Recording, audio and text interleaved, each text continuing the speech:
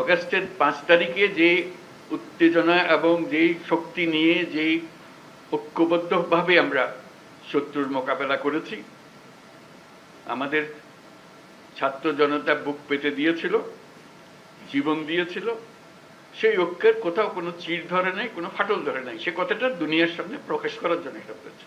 আমরা কোনো দুর্বলতার থেকে এখানে আসিনি।